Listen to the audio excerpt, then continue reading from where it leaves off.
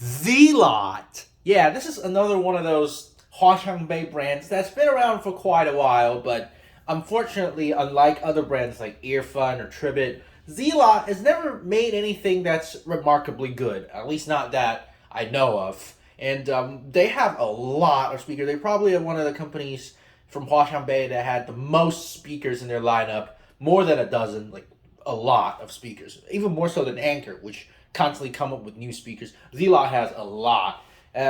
Unfortunately, they really didn't, focus on any of their speakers and make them good. I got this because it's got an interesting layout. It's a woofer and a tweeter kind of layout. So I was wanting to figure out if this is the one from Zealot, but I don't know. Well, we'll let the speakers tell us whether if it is the one or not, and we'll compare it with the Avantree Powerbyte, which is still the current Hwaseong king at the size, at only around $99. Yeah, you get all the stuff you want. You get big bass, good sound. It's more on the V-shaped side, but I'll tell you what, it's a pleasant sounding speaker. Is the Zealot a pleasant sounding speaker? Let's compare it. I'm going to get the volume at around 50% for the Zealot, and then the Avantree will be matched to the Zealot. But before that, I want to show you the two different EQ modes. I remember there's 2 or 3. I'll show you that. Let's start, again, at 50% from the neutral or the nothing default EQ.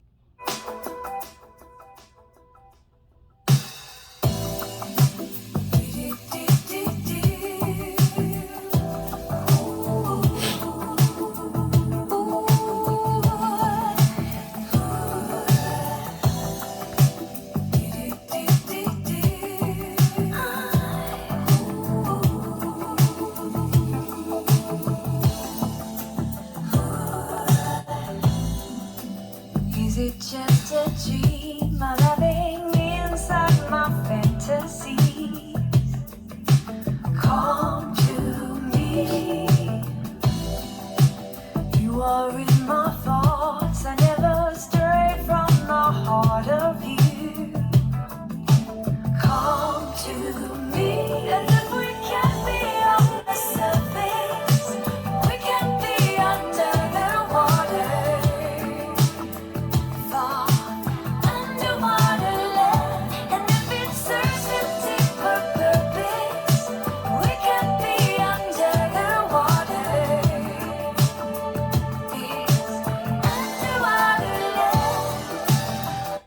All right, so I don't know if you could tell the first and the third mode. To me, I could barely tell a difference. Lacking bass, the treble is just mediocre. The second mode, which is the bass mode, sounds a lot better than the other two, but still, it's lacking mid to upper bass. But since the second mode sounds the best, I'm going to keep it at second mode when comparing it to the Avantree Powerbyte.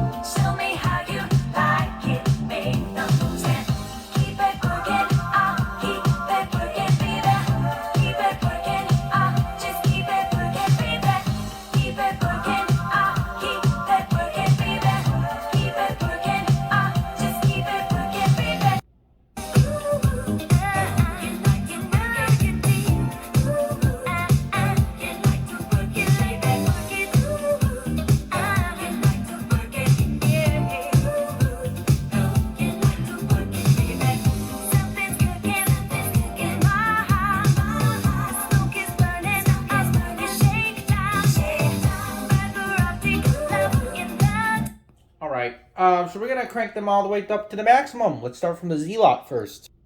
Hi-fi stereo is the spark. Take me into heaven's paradise. Shut the lights and turn down all the lights. Go in our living room. Show me how you like it, make the moves and keep it working. Keep it working, baby. Keep it working. Just keep it working, baby. Keep it working. This is not its loudest mode. Its second EQ is the loudest. Working, baby. Keep it working. Just keep it working, baby. You know I like it from right here. There you have it. So, yeah, it's pretty obvious. The Avantree is not as loud as the Zealot, the third EQ, but retains more bass and plays cleaner. Louder than the Zealot at second EQ, but has a little less bass. I mean, what could I say? I think the Zealot is not a terrible speaker, but there's some flaws in the sound. I don't know if you were able to hear. It's missing upper bass, especially when compared to the Avantree. There's no upper bass at all. And the treble on the Zealot is also missing the top end. It's kind of like rolled off a little bit. I feel like there's just it just doesn't sound as if it's like a high end speaker or like a well refined Bluetooth speaker. It sounds more like, you could definitely tell it's a Chinese Huashangbei speaker kind of thing. Unlike the Avantree, which sounds very refined. Loudness wise, it's good, but distortion is a problem. I don't think the driver could handle that much exertion, or it's probably the passive radiator. I don't know what is distorting, but it is distorting. I can obviously tell. So, yeah, they gotta improve their tuning, and doesn't just apply to this speaker, but a lot of other Zealot speakers as well. So, let's move on to Teardown. All right, Teardown time. Zealot, let's go. Whoa, look at that racetrack woofer.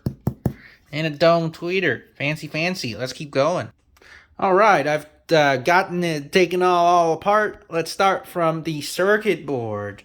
So, looking at the circuit board, we're typically looking at the 3-chip configuration. In this case, a 4-chip config, because there's RGB lights. The ATS2853, that is in charge of all the DSP and Bluetooth and system-on-chip stuff, microcontrollers, whatnot, for the buttons and all that stuff. And then we also have this. This is an ACME 3128A, 40 watt per channel, Class H amplifier. Very interesting. I think this is one of the newer ACME Class H amps. And then we have some power management and LED stuff over here. On the back of the board, you get some in and outs. And then this is a connector to the buttons, another circuit board on the casing of the speaker over here. As you can see, these are all the buttons and the LEDs, and that's about it.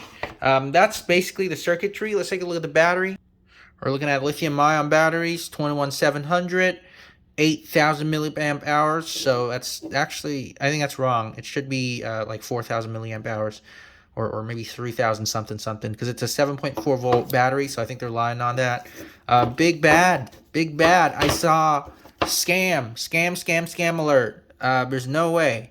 It's probably like 3,000 or 4,000 milliamp hours for a 221-700 in series. So I think that's lying.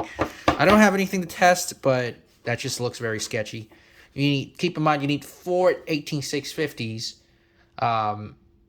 2 in series in parallel for 7.4 volts, and then I still don't. As far as I remember, you still don't get 8,000 milliamp hours. You don't even have 8,000 milliamp hours in two 26650 cells in series in parallel. So like or in series. I don't know. I mean, like this just doesn't look right to me.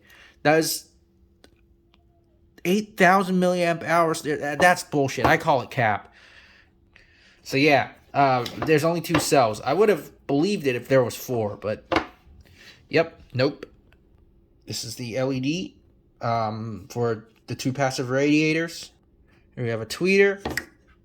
Interesting fact is that it's actually in an enclosure, which it's probably designed for a mid tweeter driver like like a 1.1 system where this handles mid-range as well, but they ended up using just a tweeter, probably because it's cheaper or something. By the way, I don't think I've mentioned, but this is not a biamp system. This is actually 2 channels playing mono signal, the exact same thing. One of the channel only had a capacitor to filter out the tweeter, to filter out the bass frequency with a tweeter. So yeah, I don't know what they're doing there.